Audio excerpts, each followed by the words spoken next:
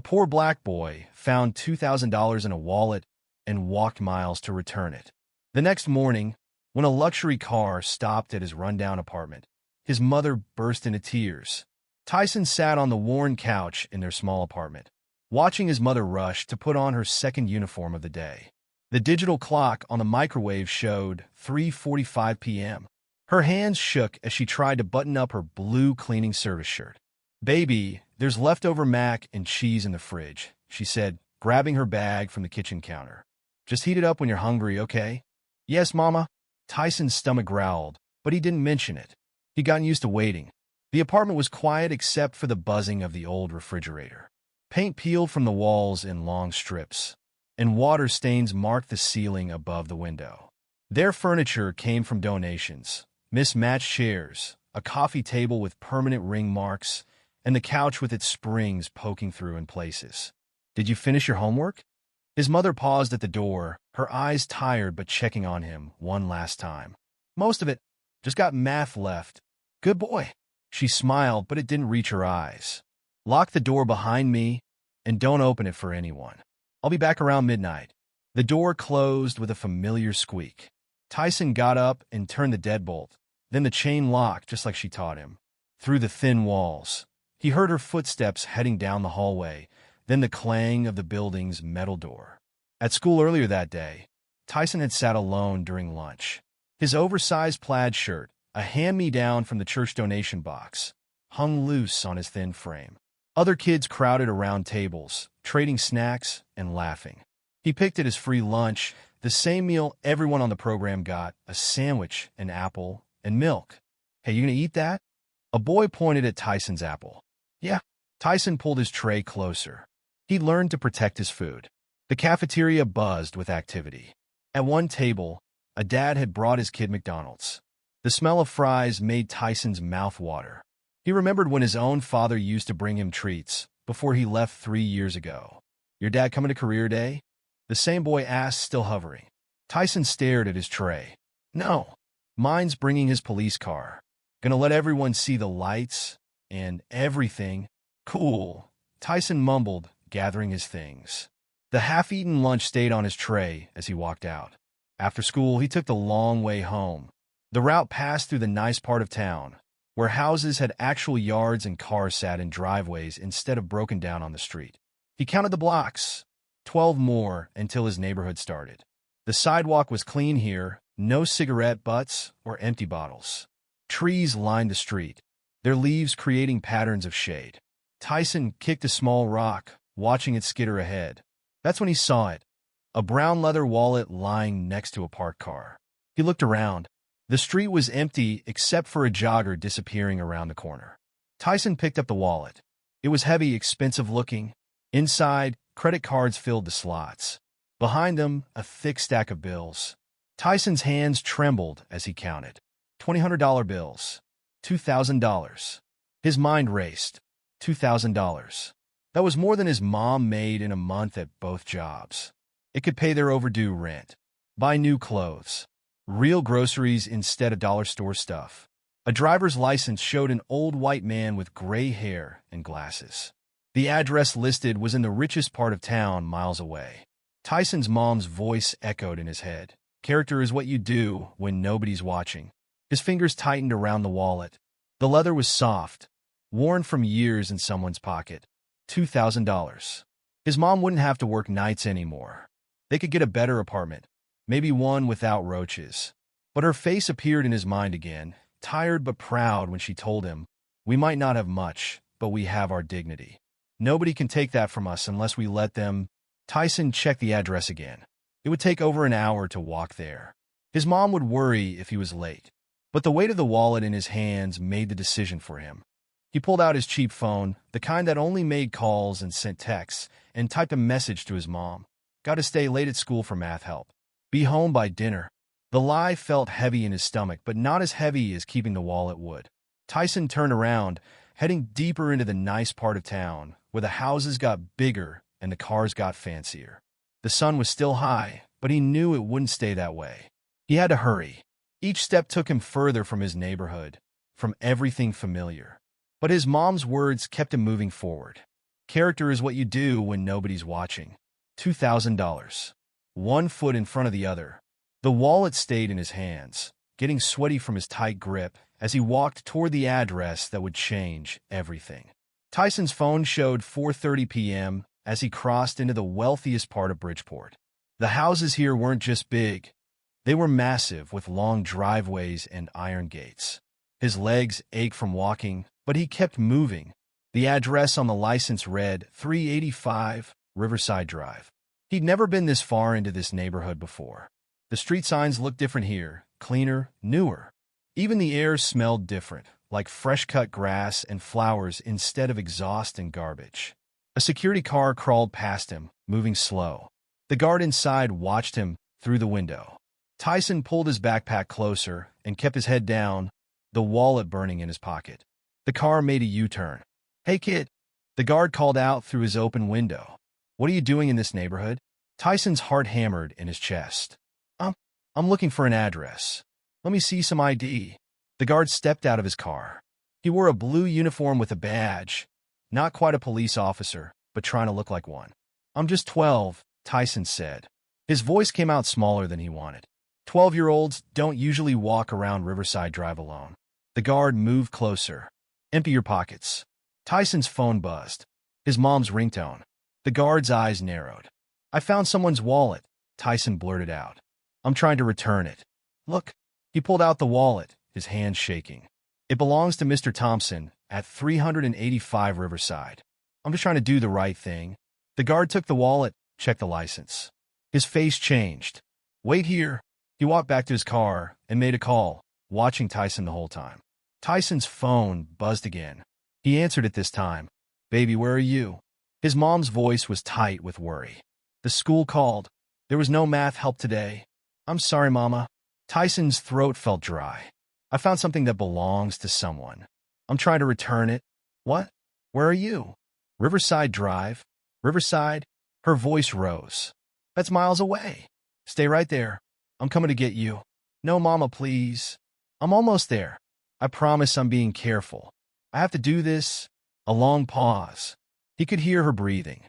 "Tyson James Miller, you better call me the second you finish whatever this is. You understand me?" "Yes, Mama." The guard came back. "All right, kid.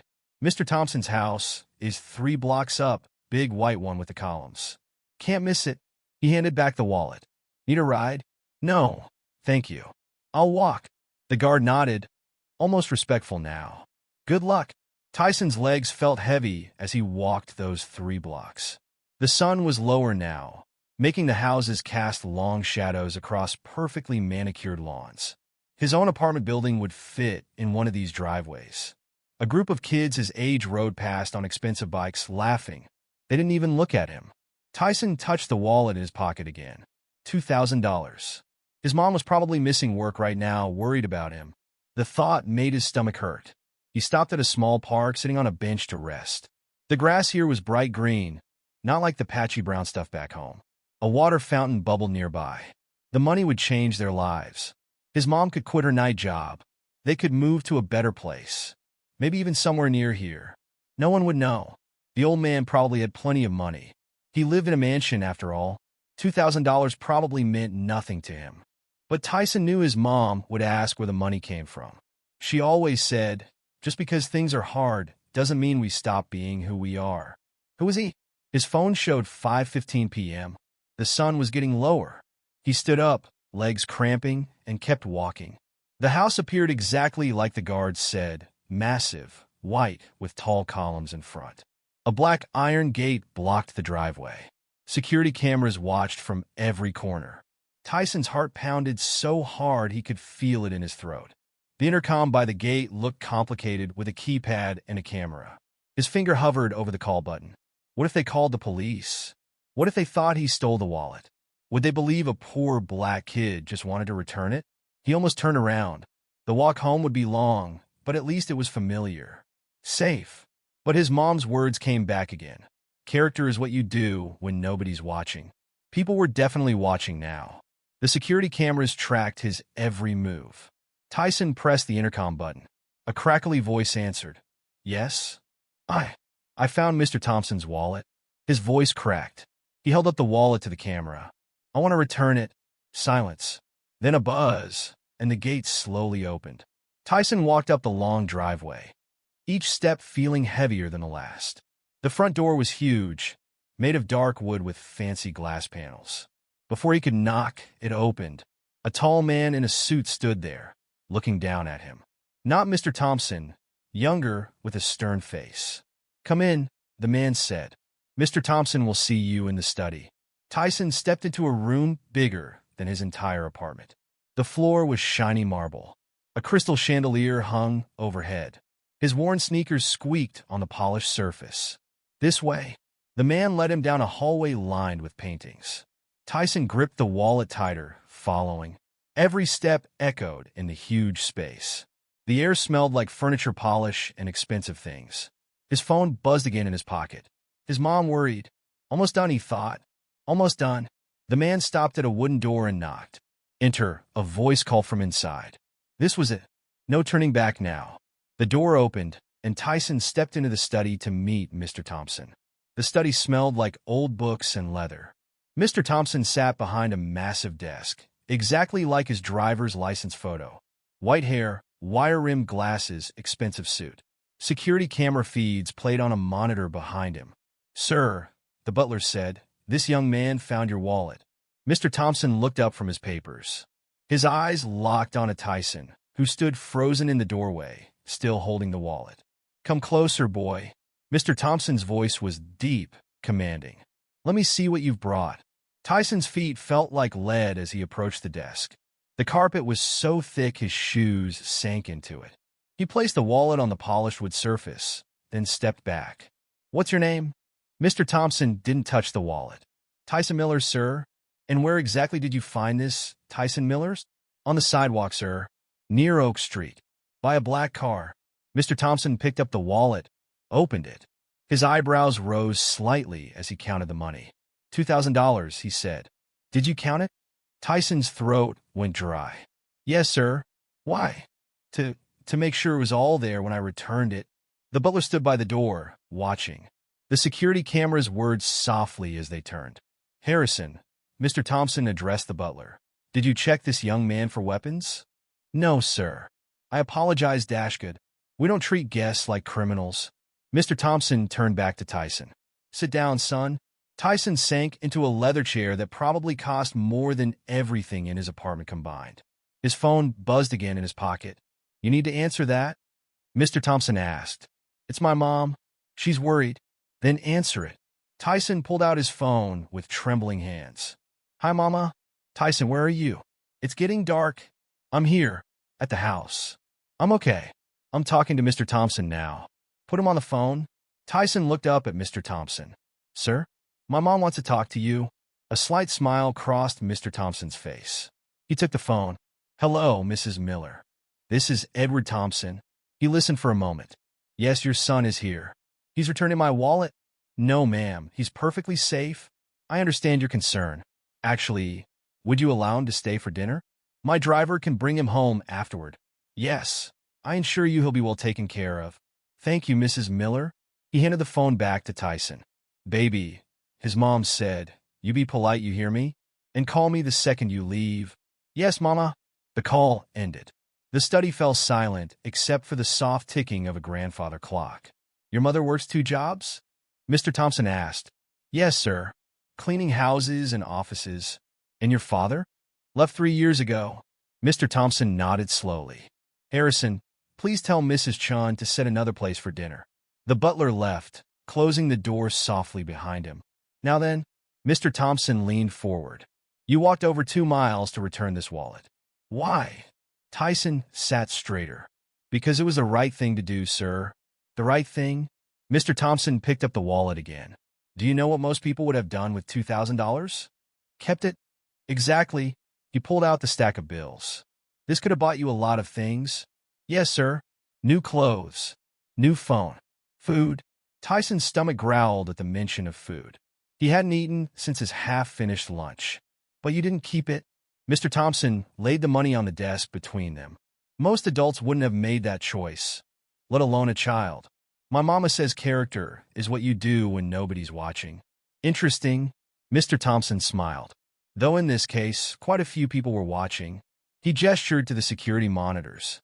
I saw you at the gate. Saw how scared you were. But you stayed. Tyson looked at his hands. I almost didn't. But you did. That's what matters. Mr. Thompson stood up. Come with me. Dinner should be ready. They walked through the massive house. Paintings lined every wall. Crystal chandeliers hung from every ceiling.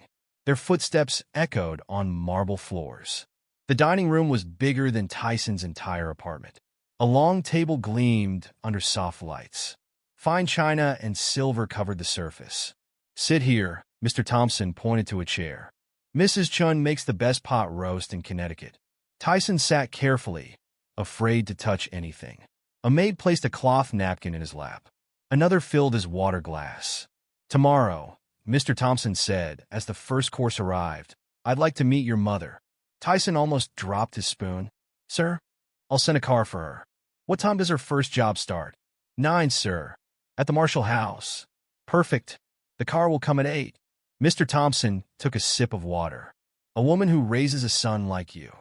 Well, I'd very much like to meet her. The food was better than anything Tyson had ever tasted. He tried to eat slowly, to remember his manners, but he was so hungry. Mr. Thompson watched him with kind eyes. You know, Tyson, there are very few people in this world who do the right thing when it's hard, when it costs them something. Your mother taught you well? Yes, sir. And tomorrow, I'd like to thank her properly. Later, in the back of the luxury car heading home, Tyson called his mom. Baby, are you okay? Yes, Mama. Mr. Thompson's sending a car for you tomorrow at 8. What? Why? He wants to meet you. Silence on the line. Then, what kind of car? Like this one. Big and black. With a driver. Lord have mercy. She paused. You did good today, baby. Real good? The car turned onto their street. The broken streetlights and rundown buildings looked even worse after seeing Mr. Thompson's house. But tomorrow was coming, and something told Tyson that everything was about to change. The black car pulled away from Tyson's apartment building, leaving him alone on the cracked sidewalk. The clock on his phone showed 9:45 p.m. His stomach was full of real food for the first time in weeks, but something still felt unsettled. Inside their apartment, his mom paced the small living room. Tell me everything again, she said. Every single word. Tyson sat on the worn couch. He just asked questions. About you, about school. About why I returned the wallet. And he's sending a car tomorrow? She touched her hair nervously. For me? Yes. At 8. She sank into the chair across from him. Lord, what am I going to wear? Mama, he's nice. Really nice?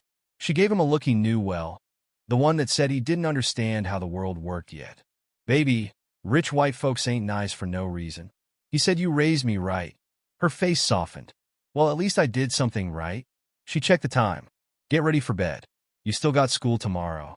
But sleep didn't come easy for either of them that night. Tyson lay in his bed, listening to his mom move around the apartment, opening and closing drawers, probably trying to find the right outfit. Morning came too quickly. Tyson woke to the smell of coffee and his mom's nervous energy filling their small space. She stood in front of their scratched mirror, wearing her best dress, the one she saved for church. Her hands shook as she put on earrings. Maybe I shouldn't go, she said. Mama, you have to. The Marshall house needs cleaning dash. Mr. Thompson said he'd take care of it. A horn sounded outside. His mom jumped. Tyson ran to the window. The same black car from last night waited below. The driver stood beside it, looking professional in his uniform. He's here, Mama. She took a deep breath, grabbed her purse. Lord, give me strength. They walked down together. The driver opened the car door. Good morning, Mrs. Miller. Mr. Thompson is expecting you. His mom hugged him tight. You be good at school today? Yes, Mama. She got in the car, looking small against the leather seats. The door closed with a soft thunk. Tyson watched until the car disappeared around the corner. Then he headed to school, his mind far from any lessons waiting for him. The morning dragged. During lunch, he couldn't focus on his food. His phone stayed silent, no messages from his mom. He checked it every few minutes anyway. Finally, at 3:15 p.m., the last bell rang. Tyson rushed out, not sure where he was going, but knowing he couldn't sit still. His phone buzzed. "Come to Mr. Thompson's house." His mom's text read. "The car is coming for you." The same black car pulled up to the school 10 minutes later. Kids stared as Tyson got in. This time, the drive felt shorter. The gates opened automatically as they approached. His mom waited on the front steps, looking different somehow. Calmer. "Baby," she hugged him. "Come on inside. Mr. Thompson wants to talk to us both." The butler, Harrison, led them back to the study. Mr. Thompson stood when they entered. "Ah, Tyson. Good to see you again." He gestured to the chairs. "Please sit down. Both of you." They sat. His mom's back was straight, her hands folded in her lap. "Mrs. Miller, I've had a wonderful conversation with your son's principal today," Mr. Thompson began, "and several of his teachers." Tyson's heart jumped. Was he in trouble? "They tell me he's one of their best students. Quiet, respectful, hardworking." Mr. Thompson smiled. "Much like his mother, I've learned today." His mom said nothing, but her hands tightened in her lap. "I've also spoken to the marshals and your other employers." He opened a folder on his desk. "Everyone speaks very highly of you." "Sir," his mom finally spoke. "Why are we here?" Mr. Thompson leaned back. "Because yesterday, your 12-year-old son walked miles to return my wallet. Because he was raised with values that seem rare these days. Because when I asked him why he did it, he quoted his mother's words about character." He stood up, walked to the window. "I've lived a long time, Mrs. Miller. Made a lot of money. Met a lot of people." He turned back to them. "Most of them would have kept that wallet. We may not have much," his mom said, "but we have our dignity." "Yes." Mr. Thompson smiled. "That's exactly what Tyson said you would say." He returned to his desk, sat down. "I have a proposition for you." His mom tensed. "My household staff manager is retiring next month. The position requires someone organized, hardworking, and most importantly, someone with integrity." He looked directly at her. "The salary is substantial. Full benefits. And an apartment in the staff wing." The room went silent. Tyson held his breath. His mom's voice shook slightly. "Why me?" "Because your son showed me who you are." Mr. Thompson's voice was gentle. "Because anyone who raises a child to be that honest, that brave, that principled, that's someone I want working for me." I don't have experience managing Dash. You have life experience. The rest can be learned."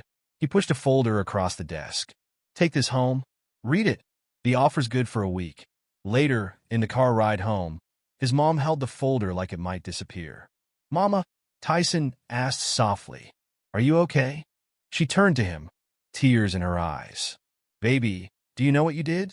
Returned a wallet?" She pulled him close. "You opened a door. With your honest heart. You opened a door I never even knew was there." The car turned onto their street. The same broken streetlights, the same rundown buildings. But nothing felt the same anymore. "What are you going to do?" Tyson asked. His mom looked at the folder again. "I'm going to pray on it. And then," she smiled, "then maybe we'll see what's on the other side of that door you opened." The car stopped. But before they got out, his mom hugged him tight. "You did good, baby," she whispered. "You did real good." The apartment felt smaller after leaving Mr. Thompson's mansion.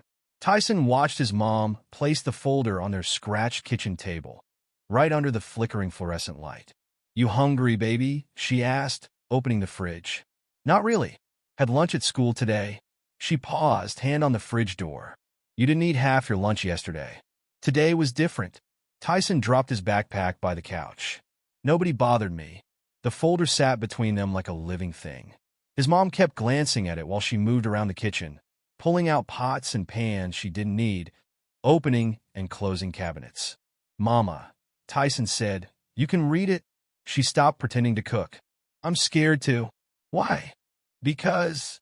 She gripped the counter. "Because what if it's too good to be true?" The ceiling fan squeaked above them, pushing around hot air. Through the thin walls, they could hear the neighbors arguing, same as every night. His mom finally sat down at the table. Her fingers trembled as she opened the folder. Tyson watched her face as she read. Her eyes widened. She flipped a page, then another. "Lord have mercy," she whispered. "What is it?" She looked up, tears in her eyes. "Baby, this is more money than I make in 3 months. At both jobs." The neighbors' argument got louder. Someone slammed a door. And she wiped her eyes. There's health insurance. Dental. A retirement plan. She laughed, but it sounded like crying. I haven't been to a dentist in 6 years. Tyson moved closer, looked at the papers over her shoulder. Numbers jumped out at him, big numbers. And words like paid vacation and sick leave. What about the apartment? He asked. In the staff wing? She turned more pages. 2 bedrooms, private bathroom. Full kitchen. Her voice cracked. Utilities included. Something crashed next door. A baby started crying. We could leave here? Tyson asked quietly. His mom stared at the papers. Maybe. If. She straightened up. If it's real. If he means it. He does, Mama. You saw his house. He has money. That's what worries me. She closed the folder. Rich people don't just give opportunities like this. Not to people like us. But I returned his wallet. Baby. She touched his face. Sometimes doing the right thing just means you did the right thing. It doesn't mean you get rewarded. The phone on the table buzzed. Mr. Thompson's number. His mom answered it on speaker. Hello? Mrs. Miller. I hope I'm not calling too late. No, sir. We're just looking at the papers. Good. I'm sure you have questions. She gripped Tyson's hand. Why me? Really? A pause on the line. Because in all my years in business, I've learned that character matters more than experience. Skills can be taught. Integrity cannot. But you don't know me. I know your son. I know how far he walked to do the right thing. I know he quoted your words about character. Papers rustled on his end. And today, I learned how you work 2 jobs to keep him in a good school district. How you never miss a parent-teacher conference despite your schedule. How you volunteer at church when you can barely keep your eyes open. His mom's grip tightened. That tells me everything I need to know about you, Mrs. Miller. Sirens wailed outside their window. Red and blue lights flashed across the walls. The position starts in 3 weeks, Mr. Thompson continued. Harrison will train you himself. The apartment will be ready next week. If you want to move in early, His mom's voice shook. I need to think about it. Of course. Take your time. A pause. But Mrs. Miller? Yes. Sometimes opportunities aren't too good to be true. Sometimes they're just good. The call ended. His mom sat there, holding the phone, staring at nothing. Mama, Tyson squeezed her hand. You okay? She blinked, looked at him like she was seeing him for the first time. You really walked all that way? To return that wallet? Yes. Even though you were scared? I thought about what you always say. About character. She pulled him close, hugged him tight. Her tears wet his shirt. My baby boy, she whispered. My good, brave boy. They stayed like that for a long time, holding each other while the city noise continued around them. Sirens, arguments, crying babies, car alarms. Finally, his mom pulled back, wiped her eyes. Go get ready for bed, she said. You still got school tomorrow. What are you going to do? She looked at the folder again. I'm going to read every word. Then I'm going to pray on it. Then, she smiled. Then maybe I'll start packing. Tyson went to his room, but he didn't sleep. He lay in bed listening to his mom moving around the apartment, her footsteps soft on the creaky floors. Sometimes she'd stop, and he knew she was reading the papers again. Around midnight, she came to his door. You awake, baby? Yes, Mama. She sat on the edge of his bed. In the dim light from the street lamp outside, he could see she'd been crying again. You know what you did? She asked softly. When you returned that wallet? What? You showed that man who we are. Not what we look like, or where we live, or how much money we got. She touched his cheek. You showed him who we are inside. The neighbors had finally quieted. The sirens had stopped. In the strange silence, his mom's words felt bigger somehow. And baby, she whispered. I think maybe that's exactly what he was looking for. The next morning started like any other. Tyson's alarm buzzed at 6:30 a.m. The pipes groaned in the walls as someone upstairs took a shower. His mom was already up, making coffee in the kitchen. Morning, baby. She stood at the stove in her cleaning uniform, stirring instant oatmeal. Dark circles showed under her eyes. You sleep okay? Yeah. He didn't mention hearing her pace the apartment all night, or the sound of drawers opening and closing at 3 a.m. You? Some? She set a bowl in front of him. Eat up. The folder from Mr. Thompson sat on the counter, edges already worn from being opened and closed so many times. A horn honked outside. Not unusual. Cars always honked on their street. But this horn sounded different. Deeper. Richer. Tyson went to the window. The black limousine stretched along their broken sidewalk like something from another world. Their neighbors stood in doorways, staring. Kids on their way to school stopped to take pictures with their phones. "Mama," Tyson called. "Look." She joined him at the window. "Lord have mercy." The driver, not the same one from yesterday, stepped out in his uniform. He walked around and opened the back door. Mr. Thompson himself emerged, wearing a dark suit that probably cost more than their entire apartment's furniture. He looked up at their window and smiled. "He's here," Tyson's mom whispered. "Why is he here?" The building's buzzer sounded. Harsh, broken like everything else in their building. His mom smoothed her uniform, touched her hair. "How do I look?" "Beautiful, Mama." She pressed the buzzer. "Come up." Their neighbors' doors opened and closed as Mr. Thompson climbed the stairs. Whispers followed him. By the time he reached their floor, every eye in the building watched. His knock was firm, confident. His mom opened the door. "Mr. Thompson, we weren't expecting you. My apologies for coming unannounced." He stepped inside, seeming too big for their small apartment. But some opportunities shouldn't wait. Harrison appeared behind him, carrying a leather briefcase. "Mrs. Miller," Mr. Thompson said, "have you reviewed the offers?" She glanced at the folder. "Yes, sir. All night. And it's very generous, but—" She straightened her shoulders. "But I need to know why. Really why. Not just nice words about character. Why me?" Mr. Thompson nodded like he'd expected this. "Harrison, show her." The butler opened his briefcase, pulled out a tablet. A video played, security footage from 2 days ago. Tyson at the gate, holding the wallet. The camera zoomed in on his face, showing his fear, his determination. "I watched this footage for hours," Mr. Thompson said. "Do you know what I saw?"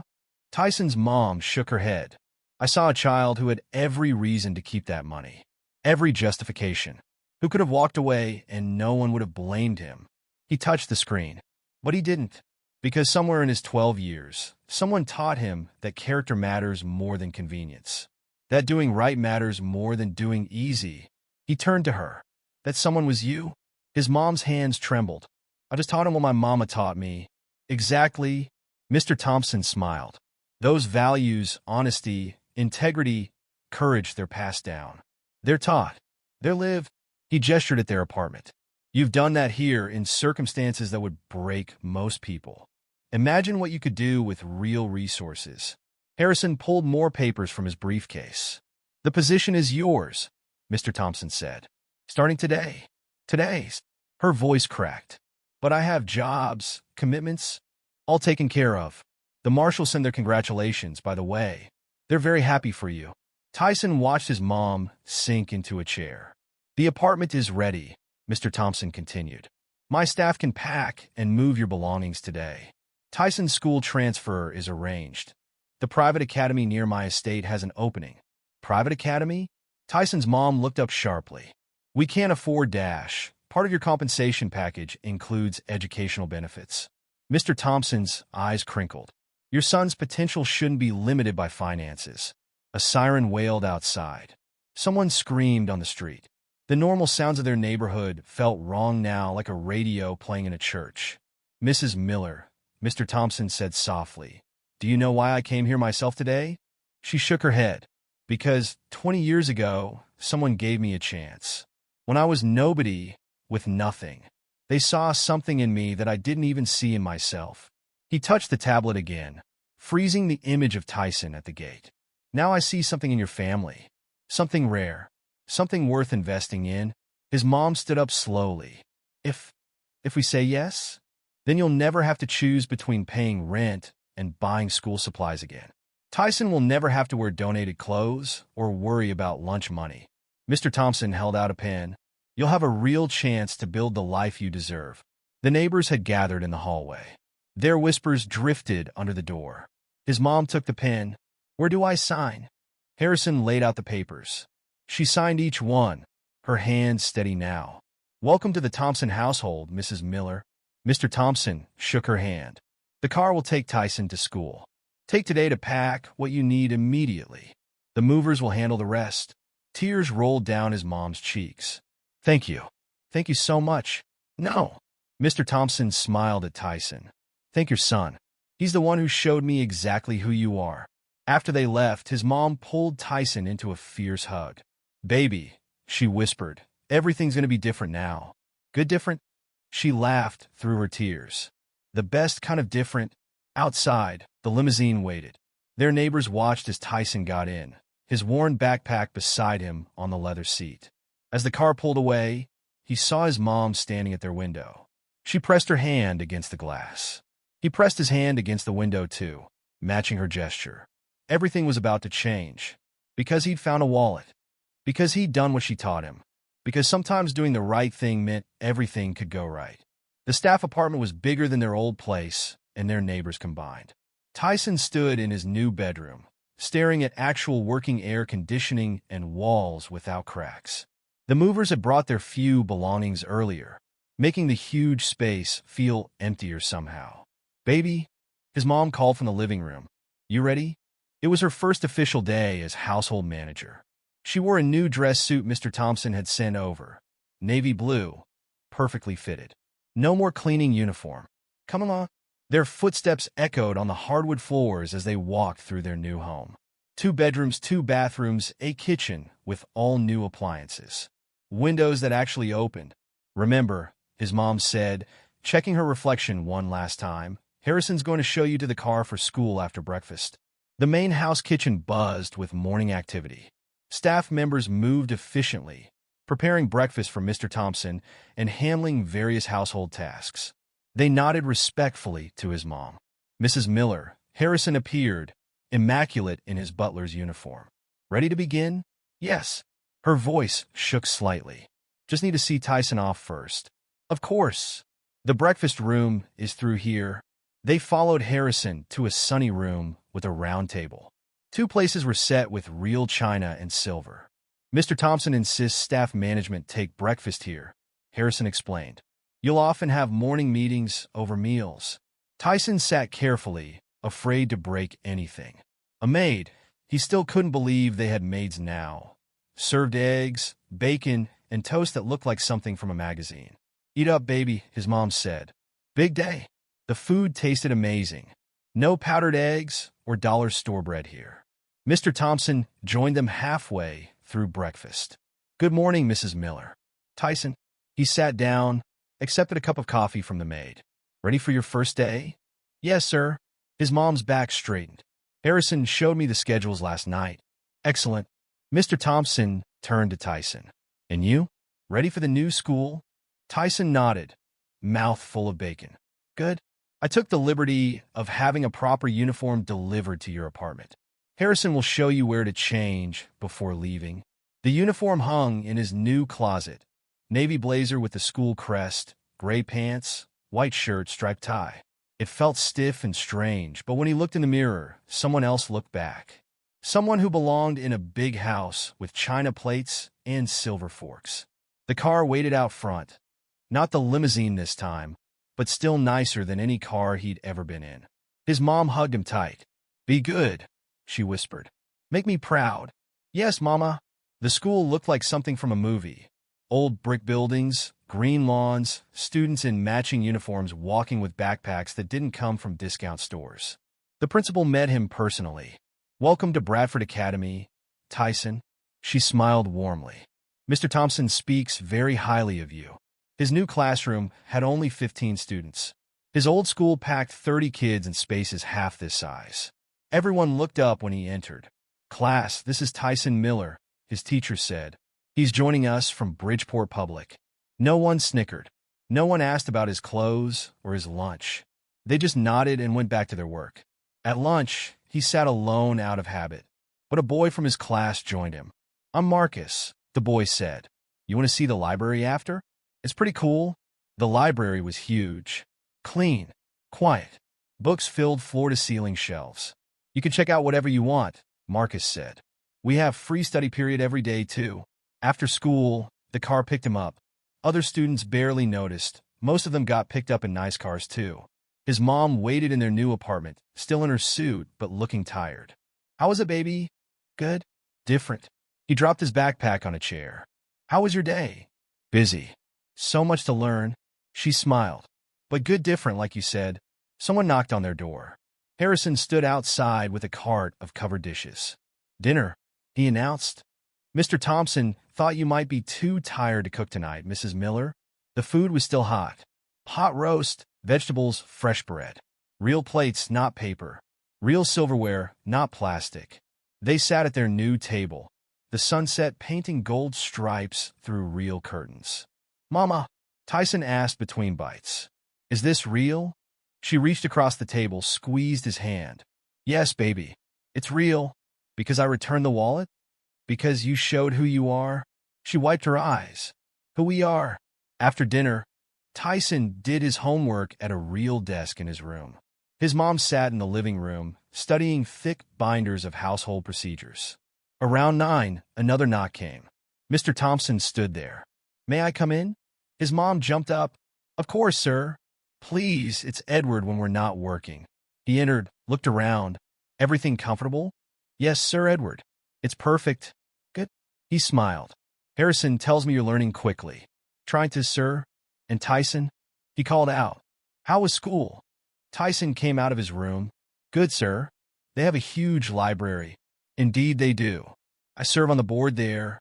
He turned back to Tyson's mom. The household staff meets at 8 tomorrow. Harrison will show you how to run the meeting. Yes, sir. And Mrs. Miller? He paused at the door. You're doing fine. Better than fine. After he left, his mom sank onto the couch. Mama, Tyson sat beside her. You okay? Just tired, baby? She pulled him close. Good tired. They sat there together, listening to the quiet. No sirens. No arguments through thin walls. No babies crying. Just peace. And the knowledge that tomorrow would bring another day of good different. Another day of the life they'd found because of a wallet, some courage, and the character his mom had taught him about for all these years. Another day of new beginnings. 1 month passed. The calendar in their new kitchen marked each day with his mom's neat handwriting. Staff meetings, maintenance schedules, special events. Today's date had a star next to it. Tyson's school presentation. You sure you want to do this? His mom asked, straightening his tie. The uniform felt normal now, like a second skin. Yes, Mama. The morning sun filled their apartment, making everything glow. His mom wore one of her new suits, dark gray today, with small pearl earrings Mr. Thompson had given her as a 1-month work anniversary gift. Mrs. Miller. Harrison appeared at their door. The staff meeting is ready. Coming. She kissed Tyson's forehead. Make me proud, baby. He watched her walk away, back straight, heels clicking on polished floors. The house staff respected her now. She ran meetings like she'd done it all her life. The car dropped him at school. Marcus waited by the front steps. Ready for your big speech? His friend asked. Tyson nodded, touching the folded papers in his pocket. His teacher had asked the class to present stories about integrity, about moments that changed their lives. The classroom filled quickly. Parents sat in the back, mostly men in expensive suits, women in designer dresses. His mom couldn't come. She had a full house inspection today. Tyson Miller, his teacher called. You're first. He walked to the front, pulled out his papers. The words blurred slightly, then cleared. A month ago, he began, I found a wallet. The room went quiet. Even the kids who usually whispered or passed notes sat still. It had $2,000 inside. My mom worked 2 jobs then. We lived in a small apartment where the heat didn't work right. That money could have fixed a lot of things. He looked up. Every eye watched him. But my mom always told me that character is what you do when nobody's watching. She taught me that being poor didn't mean being dishonest. That having little didn't mean taking what wasn't ours. In the back, one of the dads lowered his phone, really listening now. I walked 2 miles to return that wallet. I was scared. I almost turned back. But I heard my mom's voice in my head, telling me to do the right thing even when it's hard. Tyson touched his tie, took a deep breath. The wallet belonged to Mr. Thompson. He offered my mom a job. Now she manages his household staff. I go to school here. We live in a nice apartment. He paused. But that's not why I'm telling this story. The room stayed silent, waiting. I'm telling it because doing the right thing isn't about getting rewards. It's about who you are inside. My mom taught me that, She worked 2 jobs, but she never took shortcuts. She was tired all the time, but she never stopped teaching me about character. His teacher wiped her eyes. The wallet changed our lives, but returning it didn't make me a good person. Being raised to do the right thing. That's what made me return it in the first place. When he finished, the room erupted in applause. Parents stood up.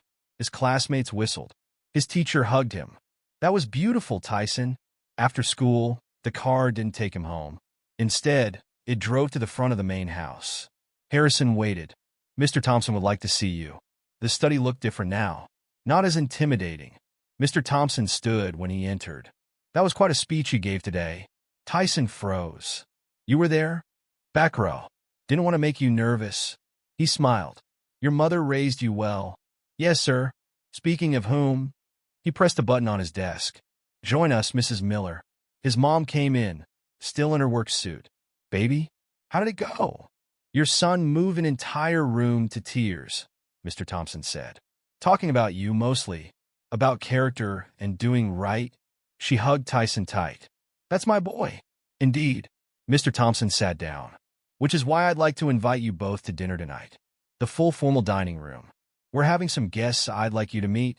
His mom tensed slightly. Guests, sir? The school board. Several local business leaders. He smiled. People who should hear your story firsthand. That evening, Tyson wore a suit that matched his school uniform. His mom wore a dark blue dress that made her look like a movie star. The dining room glowed with candlelight. Important-looking people filled the long table.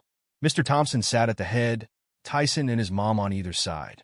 Ladies and gentlemen, Mr. Thompson stood, tapping his glass. I'd like you to meet Mrs. Miller and her son, Tyson. They have a story that I think will interest you all. Over dinner, they told it again. The wallet, the walk, the choice. Remarkable, one man said. He ran a big company downtown. Such integrity in one so young. Not remarkable, Mr. Thompson corrected.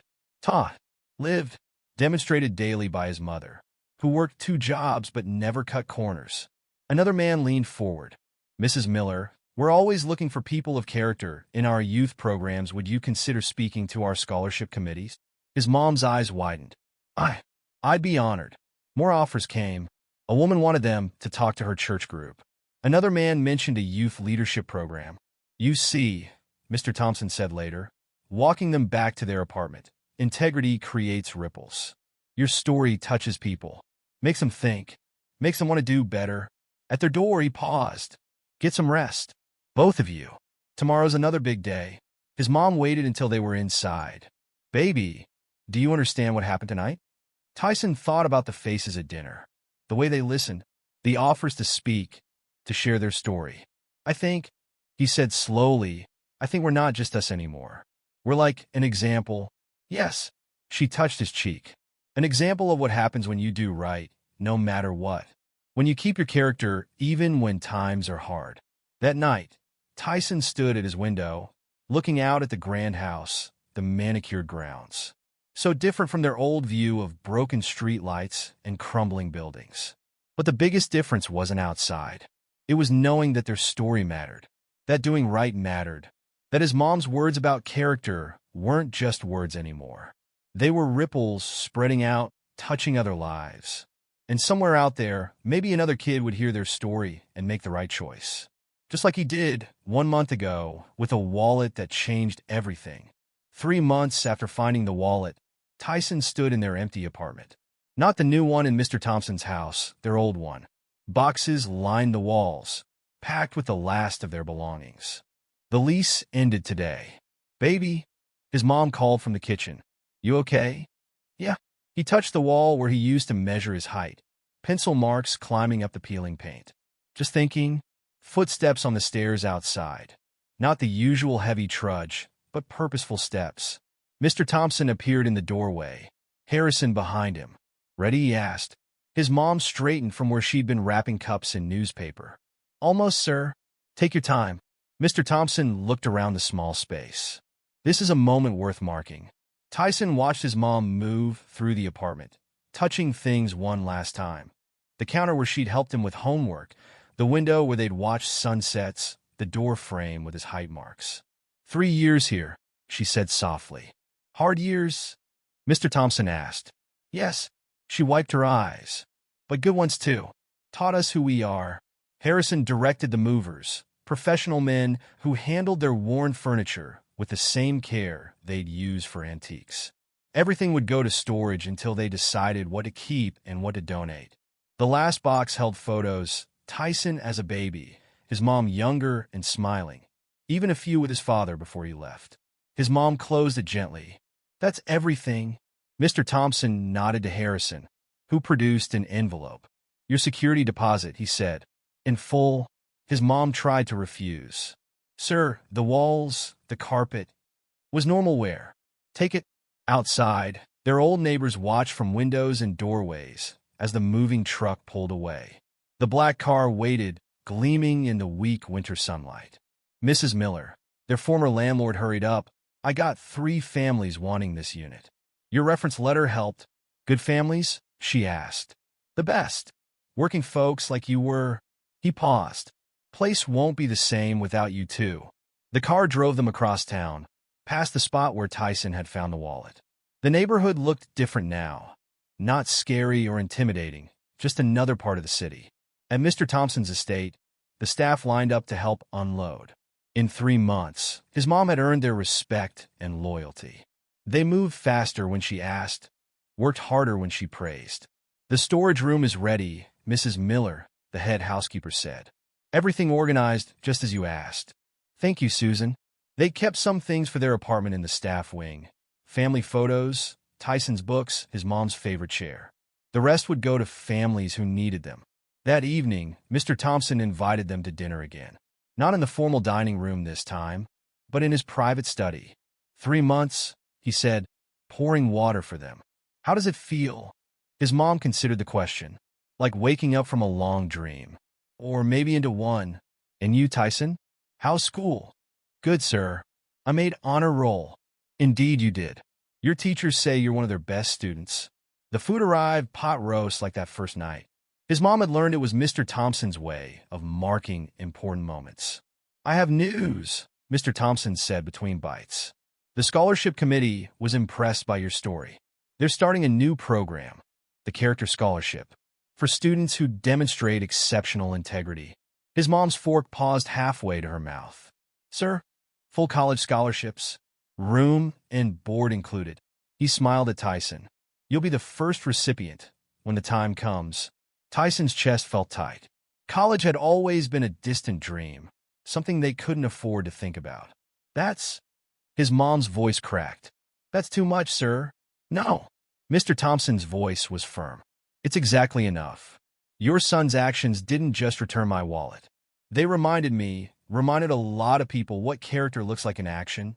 Later in their apartment, his mom hung the last family photo, one taken at Christmas with Mr. Thompson and the whole staff. They look happy, natural, like they belonged. Mama, Tyson asked, do you ever miss the old place? She touched the photo. I miss what it taught us, but not the struggle.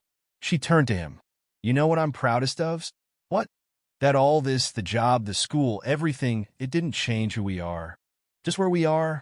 A knock at the door. Harrison stood there with a package. From Mr. Thompson, he said. Inside was a framed newspaper article about the Character Scholarship, announcing its creation. And beneath it, in a smaller frame, a worn brown wallet. To remember, his mom read the note attached. That character isn't about the rewards it brings, but about who you are when no one's watching. Tyson touched the wallet. It looked smaller now, less important, but it had never been about the wallet, or the money inside, or even about getting rewarded for doing right. It had been about his mom's voice in his head that day, teaching him about character, about choosing right when wrong would have been easier, about being who they were, no matter what. The wallet went on their mantle, next to the family photos, not as a reminder of what they'd gained, but of who they'd always been. People of character, even when no one was watching. Especially then,